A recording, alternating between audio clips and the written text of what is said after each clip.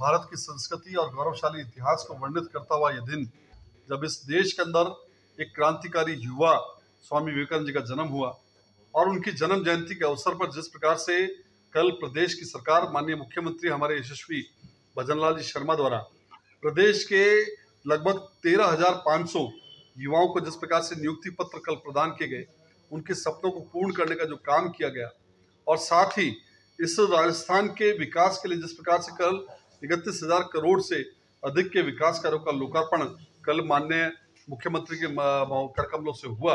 मैं कह सकता हूँ कि इतिहास में बहुत बड़ा दिन है। और ये इस दिन का वर्णन इसलिए भी महत्वपूर्ण होता है कि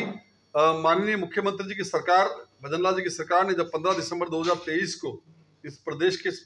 मुख्यमंत्री पद की शपथ ली, उससे पूर्व के 5 सालों की जब मैं जिस प्रकार से बात करूं, जब इस प्रदेश के अंदर कांग्रेस की सरकार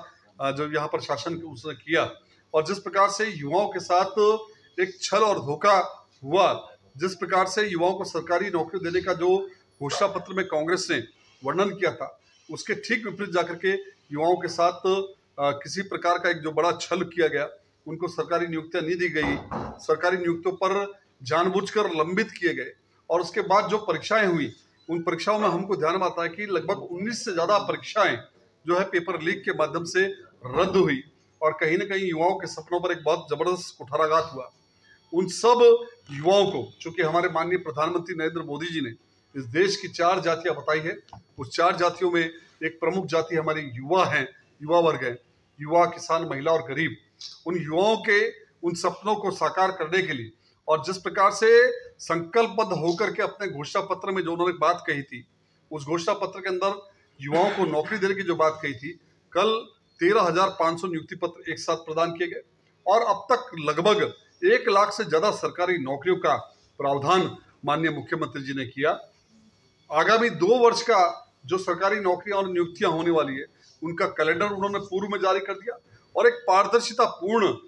सिस्टम के साथ ये सभी परीक्षाएं आयोजित हो रही है और अब तक टोटल लगभग 47,000 से ज्यादा सरकारी नियुक्ति पत्र देश प्रदेश के युवाओं को मिल चुके हैं। तो मैं कह सकता हूं कि राजस्थान प्रदेश के युवाओं के लिए एक बहुत बड़ा दिन था, जब उनके सपनों को कहीं ना कहीं पूर्ण करने का काम इस भारतीय जनता पार्टी की सरकार ने किया। मैं इसके लिए बहुत बहुत साधुवाद माननीय मुख्यमंत्री जी को देता हूं कि उन्होंने जिस प्रकार से अब जो जितनी भी परीक्षाएं हो रही है, विगत 1 वर्ष के अंदर एक भी परीक्षा ऐसी नहीं हुई जिसमें किसी प्रकार से कोई पेपर लीक होने की घटनाएं सामने आई हो। इसके विपरीत कांग्रेस शासन में जो पेपर लीक हुए और उसके जो माफिया थे, जो उसके अपराधी थे, उनको एसआईटी का गठन करके जिस प्रकार से जेलों के पीछे डालने का काम माननीय मुख्यमंत्री जी की सरकार ने किया है, और उसके लिए उनको बहुत बहुत साधुवाद देता हूँ कि आज इस प्रदेश के समस्त युवाओं का जो विश्वास है भारतीय जनता पार्टी पर और भारतीय जनता पार्टी की सरकार पर बना है, पुनः एक बार माननीय मुख्यमंत्री जी का बहुत बहुत आभार साधुवाद।